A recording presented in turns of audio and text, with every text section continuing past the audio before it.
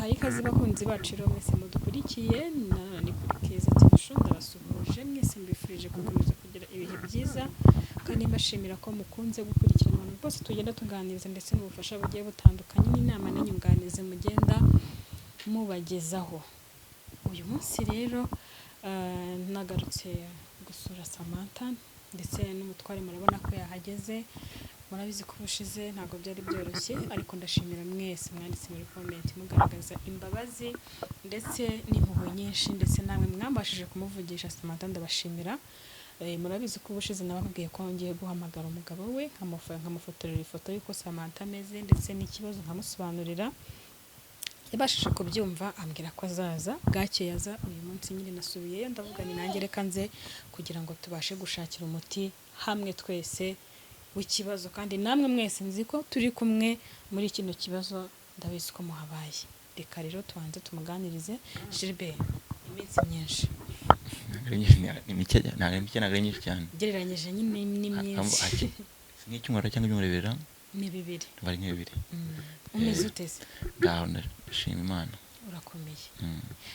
Mu minsi yashize naje hano urabizi ko naguhamagaye byari nyine navuga ko byihutirwaga cyane ariko nyine nawe urabona ko ibyo nakubwiraga none hari ukuri. Nabifite nk'ibintu bisanzwe none ndabona hari seri ariko nta kundi nyine umuntu abyakira. Ariko nayambwiye ko yaguhamagaye akabikubwira ariko ngo nirabimbwiye ngira ngo nkubine ni ibintu byoroshye aho ngaho nyine nzi wenda rwandi ko ari umuntu arwara nyine akarwara nyine agakira ariko hanze ko ari ibintu bikomeye cyane ku buryo ajya muri uru rwego.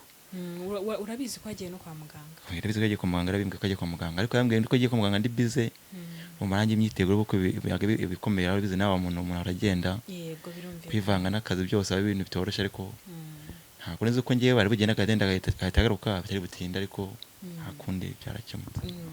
Hanyuma ukigera hano rero wambwiye ko uhageze mu kanya gashize nanjye nibwo jemo nkunje umaze akanya uhageze. Wowe usanze bimeze bite? Bese mwabashije kuganira byo barakubwira nyine ikibazo uko gihagaze wenda atari uko nabigusobanuriye wenda we mwashije kuganira kubwira byibura uko yiyumva mu mubiri kubera ko buryo umuntu urwaye wimenya akavuga ati mu mubiri ndi koroherwa cyangwa se ndi kuremba. Yabashije kukuganiriza kubwira uko ameze? Nambwa ese batangiye kurwara uti batangiye nguribwa mu nda ese ugiye kwa muganga bakunamo indwara kwahereye kwa muganga bamuramo indwara umva ari umuntu ageze aho bamuramo indwara kwa muganga muri make nta waba ati se ibintu ni biki batangiye gushidikanya ese hari ibindi byo muri make utangiye gushidikanya bati se baramuroze ni ibindi bintu se bamuteje ni ibindi bintu se bimeze biti kwa cyane imitima y'igihomba ariko hako nyine tunutegera umuntu akareba akabaza n'abakuru. N'ubundi yambwiye ko hari abantu bamusuye babamama nyine mu minsi ejo bundi n'ubundi ngo baramubwira ngo niba kwa muganga barabuze indwara bashobora baramuroze nyine. Urabizi ko kurogwa bibaho ariko nanone burya kenshi iyo umuntu babuze indwara kwa muganga nicyo kintu cya mbere umuntu akeka kuko niba kwa muganga baraciye mu cyuma bagasanga mu nda nta kibazo nawe utekereje urumva ko nyine nta kindi kintu umuntu yatekereza ahubwo ibigiye gisigaye no kumenya ngo ese ibyo bintu byakozwe nande umuntu yakira gute. Ikibazo bajere cyanagoye urumva kuba nkamuvuzi sinamenya ngo umuntu umuvuzi twamukura he ntawe nzi no kubaza. Baraboneka inaha barahari baraboneka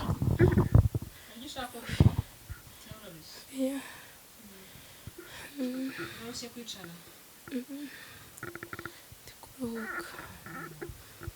none se reka profite nkubaze ndabona wegutse ugeranyije n'ejo bundi mpari n'uyu munsi urumva hari ikiri kugabanuka mu mubiri urumva umeze ute? Ndi kurushaho kuremba imbaraga ni nkeya numva biri kwanga pe. Hanyuma ugeranyije ya minsi navuye hano nako ni n'ejo bundi n'uyu munsi cyagiye bwo nyine wari urembye ariko dufite icyizere ko wenda bigenda bishira kuri uyu munsi mu mubiri uko wari umerewe uburibwe wumvaga n'uyu munsi urumva hari ikiri kugabanuka cyangwa guhinduka? Urumva mba nacyagiye burya nabashaga kurya. Urabizi ko nakubwiye ko abaturanyi banekeraga wishije mbere akanzana ibiryo nkabasha kurya. Nawe urabizi ko ujya kugenda nakubwiye ukanekera burya twarariye ariko kuri ubu uko iminsi igenda ishira biri kwanga ubu ngubu ndi kurya ikiko kimwe cy'ibiryo nkumva inda irabyimbye nkumva irareze nkumva igiye nko guturika ntabwo narenze ikiyiko kimwe bivuze ko uko urya ibiryo byinshi n'ikindi rishoboka ndashaka kubyimba ubu niba ndi ikiyiko kimwe mu gitondo inda irabyimba wagira ngo ndiye nk'amasahani 2 saa sita nkumva ndashonje nyine nkumva ndashaka kurya nyine nkumva mfite inzara no mu kanwa nkumva ndashonje narya ikiyiko kimwe nkumva neza ngiye gushwanyuka nkumva sinarya icya kabiri urumva rero ko iminsi iri gushira ntabwo nakubwira ngo ndi kubyumvirwa ahubwo biri kurushaho kwanga ikindi buryo cyagiye nabashaga kugenda nkakandagira nyine wenda n'utwo turyo umuntu yanekeye nkaba natwarura nkazana nkarya ariko ubu amaguru yabyimbye ubu yabaye imiduga ubu ndi gukandagira nkavuza induru ubu ni ukugenda nikurura niba ari ikiko nshaka nkakizana ntabwo ndi kubasha guhagarara amaguru yabyimbye urumva rero ko iminsi iri gushira ubwo nariraga ko ari inda gusa none n'amaguru yajemo shamana yanjye ibi byanyobeye byo ndabona rundi rwego sinzi aho ndajya kubivurira hanyuma mana yanjye Jiribe ubu ngubu impamvu rero nakubwiye nguze nuko nyine nabonaga ibintu bishobora gukemuka no kurangira ariko ntabwo byari kuguma gutyo udahari ngo bamugane ubona murwaje gaho mbwira nawe rwose ubu dufatanyije mu kibazo ndetse n'abantu badukurikiye bose dufatanyije mu kibazo urabona bimeze bite uyu mudamu wawe nakura bizi ibyo murimo n'ubukwe urabona bimeze bite ibi ikibabaje kibanze ko umuntu arwaye akaba n'umwana mutoya mana yanjye urumva rero noneho ntimuna abana basi ngo buri kumufasha umwana utekereje cyane wasara ariko nyine umva kubyihanganira nyine irugamba rwaje numva kurwana ko n'andi mahitamo ahari ubushize nza yatangiye rwose kuvuga amagambo nanjye ntera ubwoba avuga ngo aragiye ari kuraga numva nanjye ntangiye kugira ubwoba ambwira ngo ari gusezera ngo abo yababaje bamubabarire yari yihebye nyine burundu byarangiye ari kuvuga ngo ubukwe burapfuye mbese no kugira ngo agarure agatima namubwiye ni wowe izera Imana nibo uzakora ubukwe bugomba kuba ariko yari yihebye avuga ati amafaranga yose maze gutanga ni menshi ariko kiye gupfa ubukwe ntabukoze umwana wanjye ntacyo kibabaje rumva nk'umuntu ufite umwana wonsa kandi umwana mukiri mutoya nta kuntu atabara pe nanjye ubwanjye rambaje gufata umwana nk'uyu utazi kutamenya kwiga neza akarwara atunzwe n'ibere igikoma ari gusunikiriza n'amatara gusunikiriza ntabwo sinabura umubyeyi ikintu cyagutarakanye cyane kubabaza yewe kuruta ibindi byose aho ubundi byo kurwara nuko turebe ko twabigenza turebe ko twabona umuntu umuvura nitumubona ataba dushima Imana ubundi tumubona no kumundangira wambe ni ukubaririza nuko yewe hari uwo nabajije cya gihe mva hano kuko navuye hano nyine mbona nta kindi gisubizo nta kujya kwa muganga handi nta kindi kintu umuntu yakora uretse kubariza nyine mu binyarwanda ubwo rero nibwo nabajije hari umuganga nabajije mubaza musobanurira uburwayi nyine umurwayi afite ikibazo afite kandi ko afite ikirori vuba twifuza ko adufasha byihuta kugira ngo umurwayi akire arambwira ati rero yamuvura ariko ambwira ko amafaranga ashobora kumuvurira ari 350. urumva rero ayo ni amafaranga atari make ni amafaranga utahamagara umuntu ngo ngurize kuko ni amafaranga utapfa kutabona aka kanya bitewe n'ibintu twari turimo dukeneye no yewe ntavuga ngo ntanahari yewe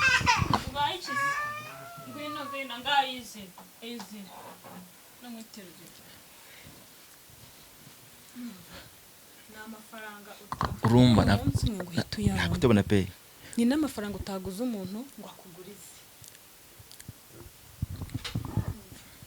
urumva rero ahubwo ikibazo ni ukwifashisha no kuri inshuti n'abavandimwe nuko tuba hafi nuko tuba hafi nyine bakaturwanaho yego tuvuye kuri ibyo imyiteguro y'ubukugezeyo imyiteguro y'ubukurumba yaririmbanyije rumva rega imisi yagiye ibyifatije twarabishatse turabifite rumva ni cyaje mu cyo kuba uyu ngwa yise ndarwara nabyumva nabyo bigiye bitabizambye ibindi nabwo subiza ibindi nyuma ya misi kureba ibyaburaga nabwo sinzi ko tuzabona umwanya kujya kubireba kandi nta n'umuntu hamagara base azana sigaye no kuri uyu nguyu yumva nabyo ni ikibazo nabwo ugomba gushaka undi muntu uza kuba ari kumwe n'uyu nguyu akaba anamurwaza akaba ari kumwe nawe bakamufasha umwana akamenya ko umwana ngarakaraba akamenya se mwana se base ya mata yayanyweye cyangwa bya biryo yabashije kubirya rumva ni ibintu nyine bigiye kuntwara indi mibare nyine ntatekerezaga kandi birimo n'amafaranga karimo n'amafaranga.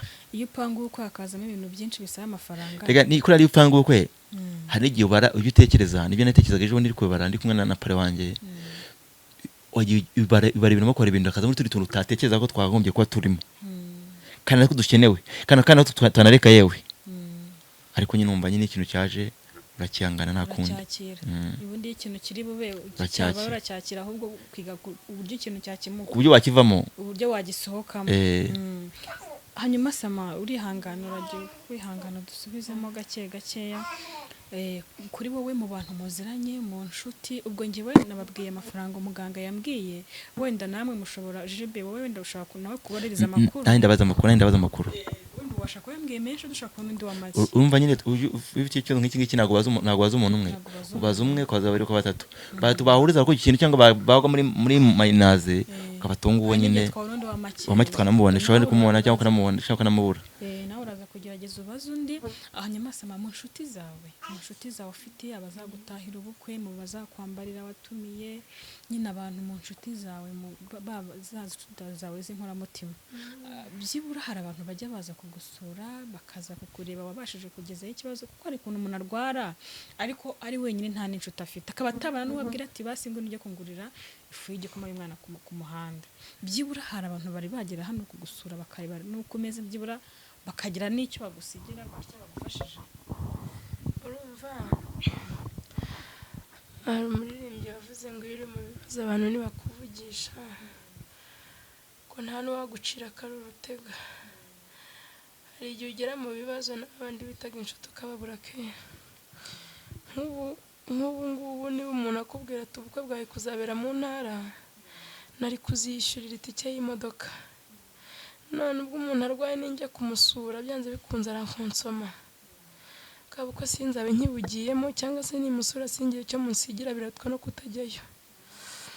Ubu ntakubeshye sha ubu ndi kugenda mbona inshuti zanjye bya nyabyo nsurwa n'abaturanyi banjye nibo bangemurira nubwo nk'ubu kugeza ubu ngubu kurya byo byananze ariko nibo bamfasha nibo banyogereza umwana bakamwambika bakamuha ibyo kurya bakamuha amata kuko ushaka kumwonsa rwose nanjye ndi kubabara nta bintu nshaka binkoraho. None wiracutse se nuko twakubwira burundu ari kunywa amata nese yakonka gute ubona ukuntu umeze indiri kundya noneho hajemo n'amaguru ndi kumva nta mbaraga ndumva ameze nk'igitenetene yakonka gute se ubwo urumva atakonka nkababara iki se ubwo utariye nababara kandi urumva wenda mbere ho yapfaga kugerageza nkibasha kurya no kunywa none ndasoma ku mazi itama rimwe nkumva ngiye gushwanyuka ntabwo byakunda rero.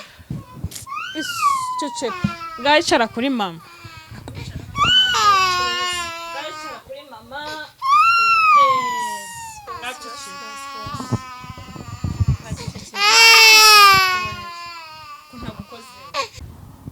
hanyuma rero urumva ko nawe urakomeza ushakishe. Hanyuma ku rundi ruhande amafaranga wenda bari gusaba muganga yambwiye ni menshi ariko se byibura hari na make waba ufite cyangwa amafaranga waba uyafite gusa amata yivuza saizo ngizi ngomba ni ibintu biba bitunguranye cyane si ibintu bimaze bya muri bije yanjye rumba afana afite ubungubu saizo ngizi nabona kana bwo nuvuga ngo numva kino kugira ngo reka kubasi twava mu cyo turimo nka 70 rumba bibaye ntatekerezaga ko byakagombye kuba nabwo make aribyo ngiye kutanya byo tambisimbuza kwa amafaranga nyabone. Yego ubwo muri 350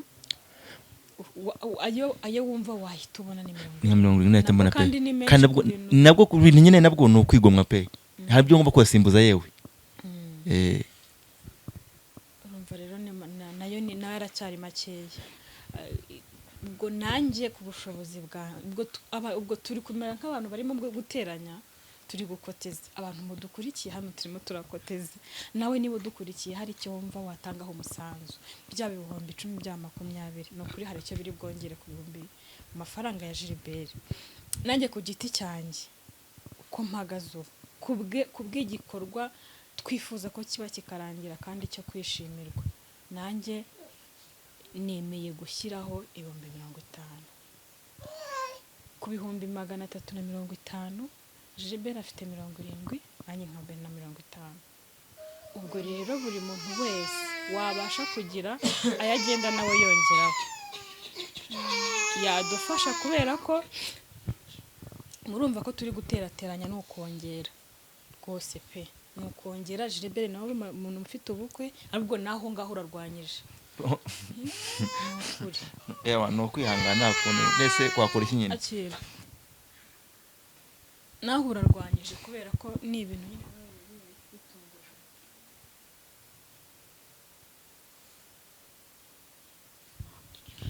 Ikindi kintu burya nubwo haba harimo ibibazo, nubwo dufite ibibazo byo ko Samantha arwaye, bafitiye n'indi nkuru nziza. Ntabwo ari inkuru nziza y'amafaranga wenda ngo nyine yandabonetse, ariko kuri kotizasiyo abantu wese bose badukurikiye batanga ubufasha nyine kuri nimero ya Samantha tugiye gushyira ku kiganiro, baraza kuza kuyibonaho. Gusa tutarakomeza, hari indi nkuru nziza nifuza kubabwira, kandi nzi ko cyane cyane yababaje Gilbert, nzi ko cyane cyane ariwe yababaje. Ngira ngo muribuka, ntabwo ari ukumugarura mu buzima bwanyu gusa, ndi kugira ngo babwire ko yavuye mu buzima bwanyu burundu atazanagaruka. Umuntu bita Farida, ngira ngo duherukana mu gihe mwagiye kwiyerekana mu rusengero, inkuru zabaye ngo ateye inda. byanankoze numvaga ebana. Ejo bundi mbona umukobwa arampamagaye ambwira ati ndagushaka. Ni umusore, habanje umusore, hari umugabo kwanza n'umugabo wamamagaye ambwira ko ngo yabonye Farida, ngo niwe ngo umuntu ngagenda avuga ngo genda ngasiye ngo niyo undi mugabo. Umugabo umusore ubwo ni waje wamamagara araza arabinyibwirira. Umusore ambwira ibintu byinshi cyane kuntu baziranye, arambwira ati Farida tumaranye imyaka 5 tuziranye, ari umuntu wanjye, ari inshuti. Ubwo nyine navuga ko ari nk'umugore we. Ati ndi namuteye inda, twagiye no kwambara kwipimisha. Ati ariko natunguwe no kumva ajya kuvuga ngo Gilbert, umutipe witwa Gilbert ngo ni wamuteye inda, kandi njye ubwanjye mbizi ko inda ari yanjye. Twagiye no kwa muganga, ni wabo baranzi. Ambwira ibintu byose nyine kuba banaga nk'umugore n'umugabo. Ahubwo Farida yabona kubera ya matiku ye ashaka kubaza n'amatiku agahita atandukana na we Farida we yahise umusore ajya gukora aya mabi yose atabana n'uwo musore. Umusore azarambwira ati nzanshakire Farida, ambwira ukuntu avuga ko inda atari yanjye kandi ari njye mugabo we. Ambwira igihe uwo musore igihe bakundaniye akamutera iyo nda, kandi umusore afite ubukwe. Iyo nkuru si nziza ko se w'umwana yabonetse. Urakoze cyane nkurira iyo nkuru tunyeseka, kandi ntabwo nari ibyishimo byo guseka, ariko ni byiza ni ukuri nyine. ari ikintu umuntu akubwira bitewe n'ukuntu cyakobaje kigatuma kigora mu byishimo utarunafite. Ariko nibyega nanjye nabonye ko wa mukobwa nanjye bakashaka kugira ngo aduteranye cyangwa adusenye, ariko nyine byari byanze. Ariko nta kundi kuba yabonetse nyiri papa w'umwana ni byiza cyane, birabyishimiye ni ukuri. Urumva ko icyo gisebo kizo kimvuyeho, kandi ngiye nabwo ati uyu mukobwa yaza afite icyo gusara, ati ikindi kintu runaka ashaka.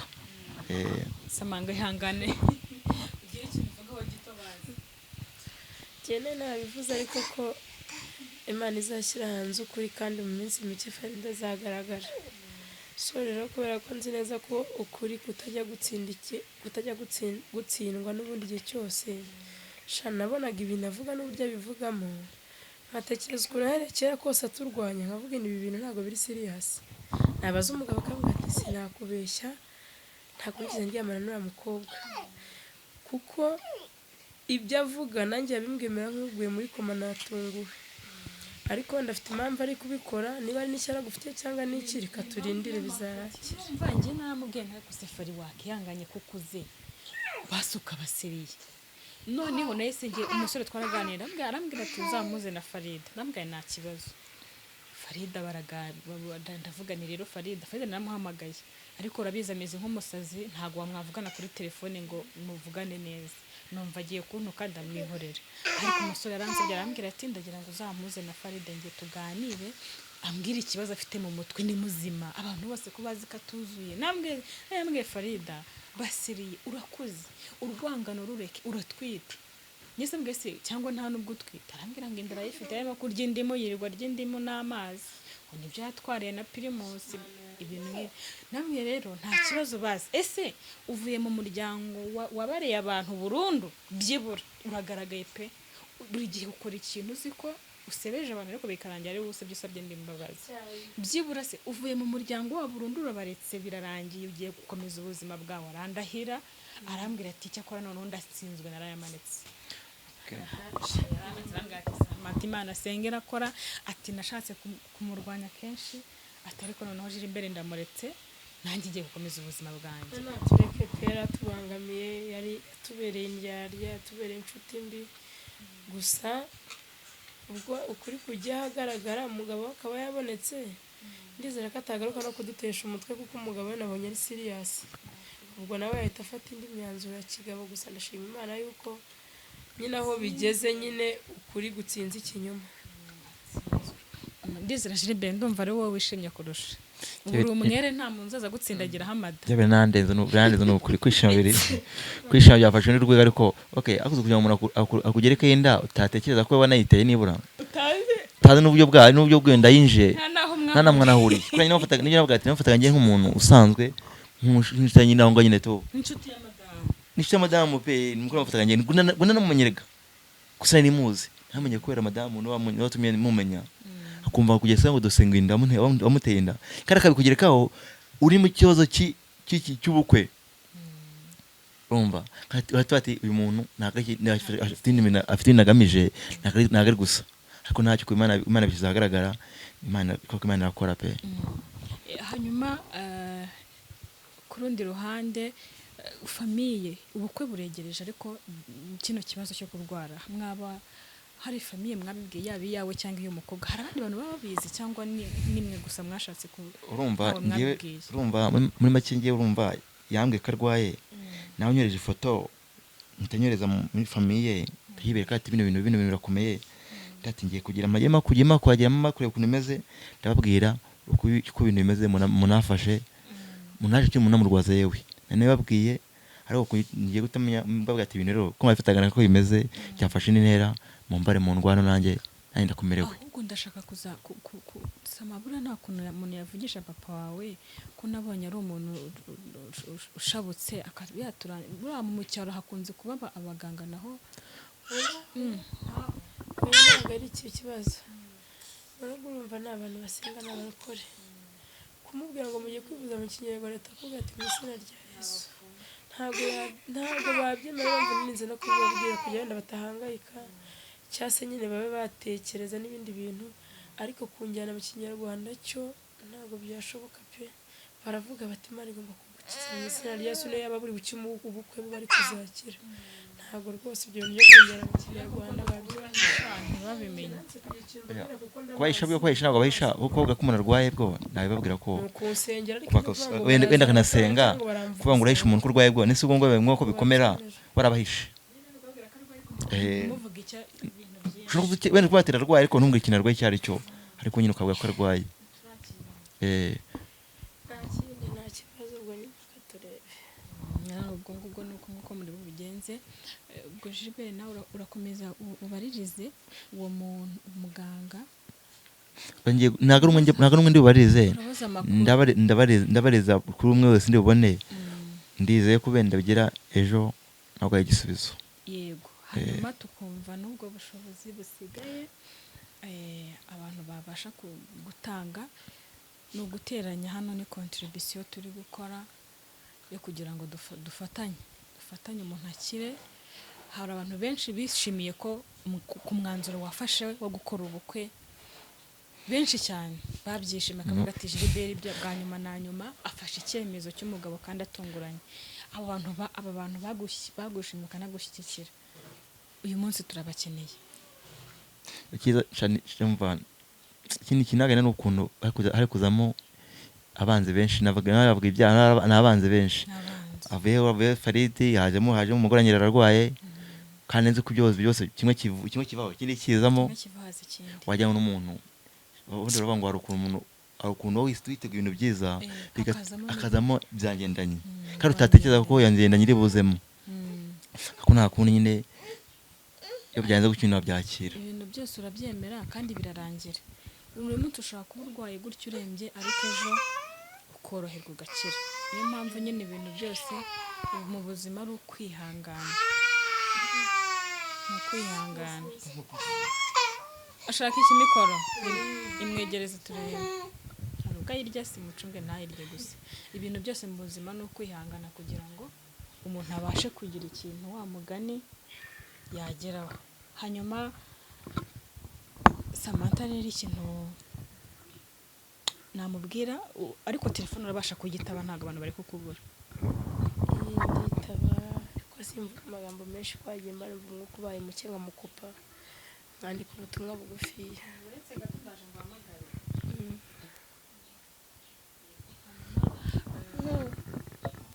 Ni igiki wabwira abantu? Wenda hari abari kuguhamagara, hari abari kukuvugisha.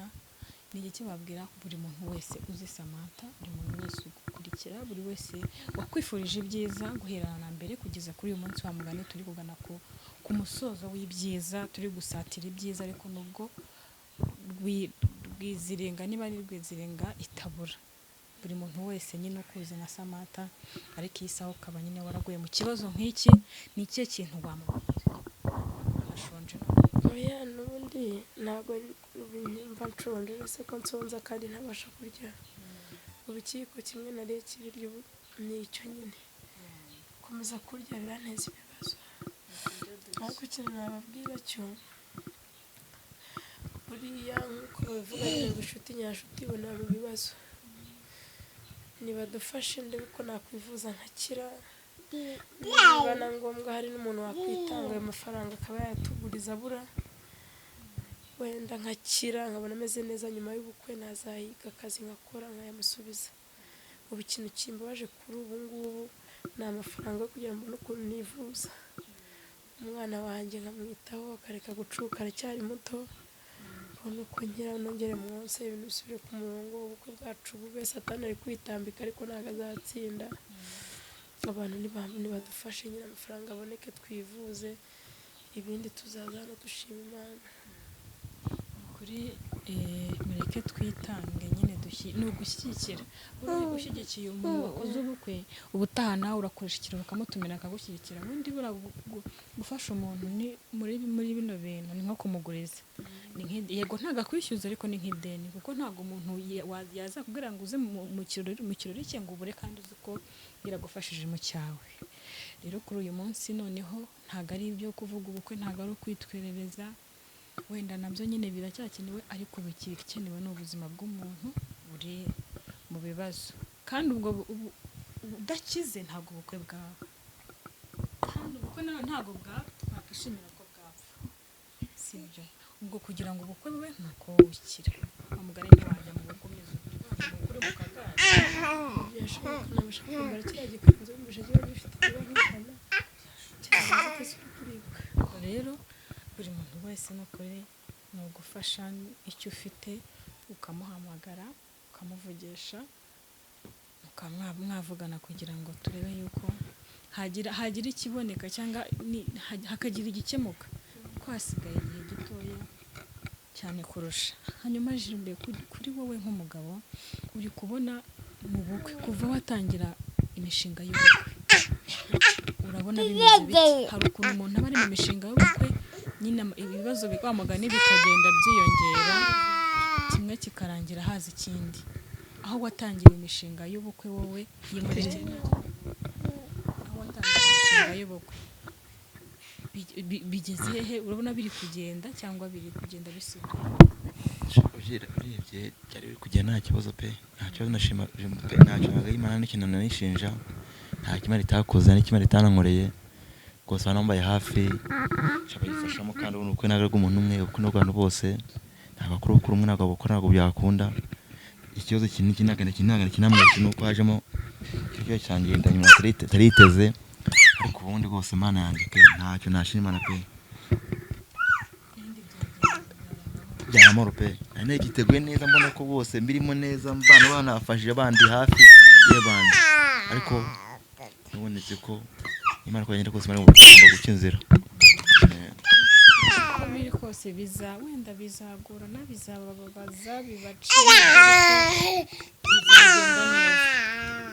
niyo mpamvu rero ubushize nabwiraga Samantha nti ukomeza guhangayika uvuga uti ndapfuye buriya ndapfuye ntabwo uba ugiye ako kanya kandi buriya n'ubundi uzagenda nubwo wamuhikiza ntabwo yakira nubwo wamuha ikigozi ntiyakira kimwe n'uko uzabaho burya urababara umuntu ukora ibi umuntu uba waraguhumanyije ababaza umubiri w'inyuma ababaza kino kibiri cy'inyuma ariko umutima ntabwo yawugeraho rero n'Imana impamvu Imana yemera yuko nyine ubabara gutyo kubera yuko ni nk'ikigeragezo nyine bikunyuzamo reka ndiwe kwihangana kwa Samantha ashaka kwihangana bigeze he rero hahandi wihebera niho Satani gufatira nyine akakwihebesha burundu rero wowe ukomera nyine mu kibazo nuko ariko tugiye gushaka uburyo inshuti n'abavandimwe